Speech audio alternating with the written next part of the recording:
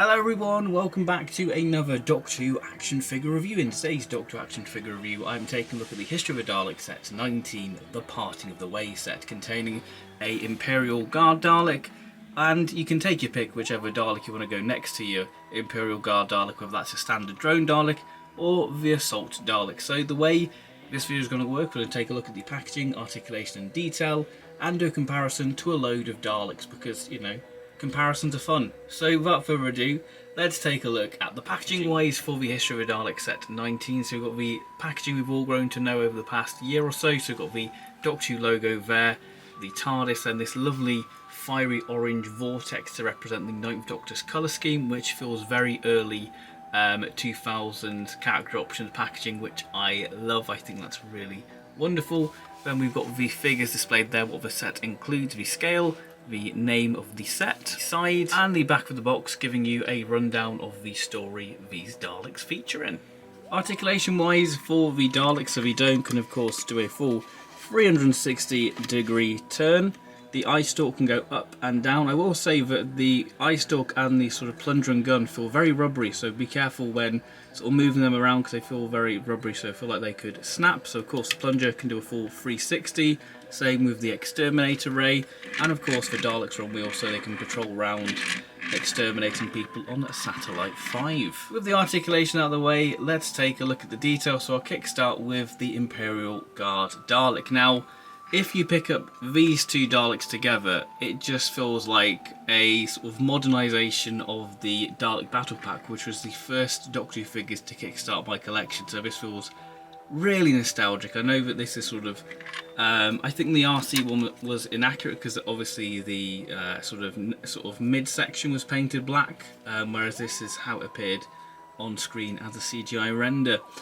So let's take a look at the detail for this Dalek. So the dome you've got is painted in this sort of satin black, which again, really nice. You can see the panelled detailing on the dome there, the little rivets, and of course the dome light. What is lovely about this Dalek is the dome light sort of cage has been painted silver, which really sort of accents the sort of actual dome sculpt really well. You can see the sort of ridging detail there of the actual dome light, again really lovely, and of course we do have sort of the cog effect on the actual eye stalk motor there, really lovely. Of course we have the little rings there on the eye stalk, and of course the little section detail on the actual eye stalk sort of casing, and that's been given this lovely deep blue for the eye, so that's really lovely, and that's very striking against the sort of black of the dome. And if we move, one thing to note with this Dalek, we don't have the little ID tag, which is interesting. The neckband section's been painted in this sort of dark bronze, not as sort of chocolatey bronze as the Assault Dalek from San Diego Comic-Con, but there you can see the nice sort of riveting detail, and of course the sort of neckband section detailing there, again that's been replicated wonderfully.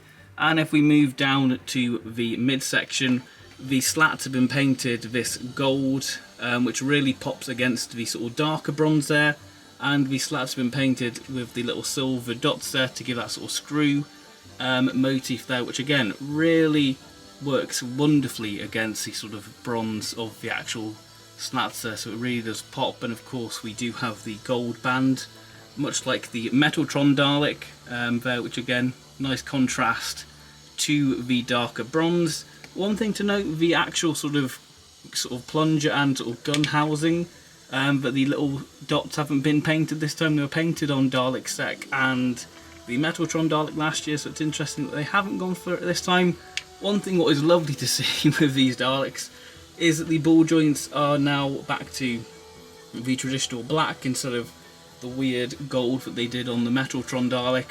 And if we move down to the skirt section, we have this lovely glossy sort of shiny bronze on the hemispheres against the satin black of the actual skirt, which again really lovely. That does seem very visually striking. And if we move down to the fender, we've got the little rivets there which haven't been painted sadly, and the fender's been cast in a sort of grey black plastic. So that is the detail for the Imperial Guard Dalek. And a quick comparison for the Imperial Guard Dalek. So we've got the Toys R Us Emperor Guard Dalek from the Toys R Us 2013 Doctor and Dalek pack, and then we've got the OG Dalek Battle Pack Dalek, so you can see the differences there. So you can see the sort of chocolatey bronze of the Emperor Guard Dalek figure against the Imperial Guard, and then you can see the sort of original attempt at this Dalek there. So yeah, very neat and cool to have a sort of new updated version of the original RC Dalek. Next up, we've got the Bronze Dalek. So we're going to take a look at the Dalek with the plunger, then we'll talk about the Assault Dalek, because there's a few things with that Dalek. So the Bronze Dalek, very much the same sort of detailing as we've come to expect since sort of 2008 with this sculpt. It's great to get a sort of, you know, another sort of drone Dalek in the old collection. So of course we have the traditional Dalek detailing with the panelled section on the dome. Of course, the dome lights have now been given the sort of silver accent on the actual dome cage, which again really does pop on this Dalek, so I really do like that. We have the little ID tag there, and of course we have the traditional sort of Dalek detailing, like I said before, the nice sort of section detail on the neck bin, and the sort of mid-section on the actual sort of slats. They've been painted this sort of lighter bronze, which really does pop against the darker bronze there. Again, the silver again really does make this stand out wonderfully. Sadly, the plunger for the Imperial Guard Dalek is the same, that they haven't painted it fully. You can see there that it should be painted up to that point. Of course, we do have the telescopic effect, and that's been painted matte black, and of course you can see the detailing inside the plunger there, which again really lovely. And of course the actual skirt section, we've been given this sort of lighter sort of gold on the hemispheres, which gives this nice sort of shiny reflective look, to give that sort of illusion that it's metal, and that really does sort of stand out when you catch it in the light. It is really quite stunning. If we move down to the fender again, this has been given sort of the classic History of the Daleks scuffing effect, which I've seen a lot of people complain about, and I think it does vary between which ones you get, but I think, you know, it adds a bit of character to the actual Daleks. But it's a Dalek that's been, you know, through the wars. Really, I know that the actual props probably weren't as scuffed up as, you know, the classic series Daleks, but I think it's just a nice little bit of detailing on there to sort of add a bit more effect than, you know, that it's just plastic. I think the scuffing really does help give that sort of worn, sort of metallic look to that, you know, the Daleks really. So yeah, big fan of that. And if we move to the Assault Dalek, again, very much the same detailing.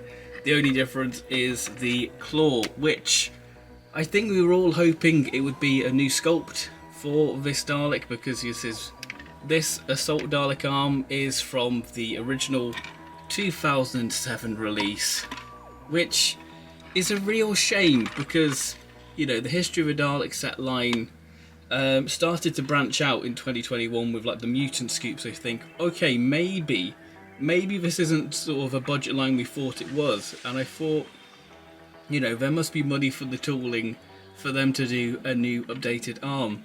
And, you know, they've updated the pay tab, so you can see the differences there. But it's just a little bit of a shame that we couldn't get, you know, a new sculpt for it to fit, because it just seems a little bit squat, and it doesn't seem to sort of match this sort of newer sculpt of the Dalek really, which is a bit of a shame. So yeah, nice sort of updated paint apps and sort of the nice reflective sort of bronze there, same as the hemispheres, and the sort of darker bronze for the actual section of the claw, and of course the little piping detail there on the actual claw. Yeah, bit of a shame, but yeah, still nice to have the Assault Dalek. Comparison time to the Bronze Daleks. So I've got a selection of Bronze Daleks. I've got the first time this sculpt was used with the Crucible Dalek, the Progenitor Guard Dalek, the Metaltron Dalek from last year's B&M set, and of course the two new Parting of the Ways Daleks. So yeah, you can see the sort of differences in the bronze there, that they seem to be sort of a bit of a sort of a darkish bronze compared to sort of normal, not as light as the Metaltron. But one thing I have noticed is the Progenitor Guard Dalek has more of a sort of glossy finish on the plunger and the actual eye stalk, and the hemisphere difference there. You can see that this is a lighter sort of gold on the actual hemispheres instead of the more metallic gold finish on the updated Parting of the Ways one there. So yeah, you can really see sort of the difference in the bronze, and of course the difference in the actual fender section itself there. So yeah, that's a little Dalek lineup there for you. what are my concluding thoughts on the History of a Dalek set 19 of the Parting of the Ways? Well, I think that it's a strong addition to the History of a Dalek set lineup. I think I might have a bit of a rose-tinted glasses on this set, that it feels like very reminiscent, like I say, of the Dalek Battle Pack, which kickstarted my figure collection. But I think there are a few little niggles, despite me really loving it, because I think this is a great army builder set, whether you want to army build sort of the Emperor Guard Dalek, or your plunger, you know, standard drone Daleks, or assault Dalek, you know, because I think having two of these together, that's really quite neat, and that's what you want with sort of guard figures. You want two guards. But I think that there are some sort of issues, and it's a little bit sad with the assault Dalek that we didn't get the new sort of claw attachment sculpt to fit the updated sculpt. You know, because it just looks a little bit out of proportion to the actual Dalek itself, doesn't it?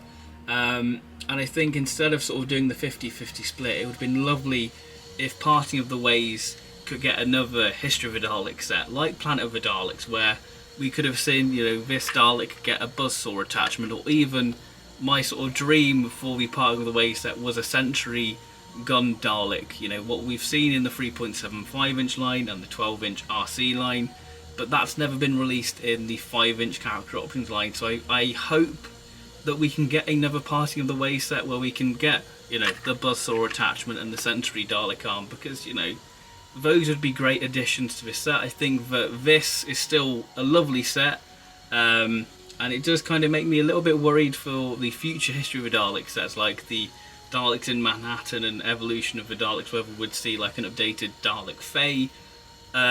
Yeah, it's interesting. Hopefully we can get another Parting of the Way set, like I say, to get some of the more unique Dalek arm attachments that are seen within that story. But I think that for what it is, it's a strong set, great army builder set, still love it. Probably, I don't know if it's my favourite B&M set of the year. I think it's up there, mainly because it's hitting the nostalgia spots.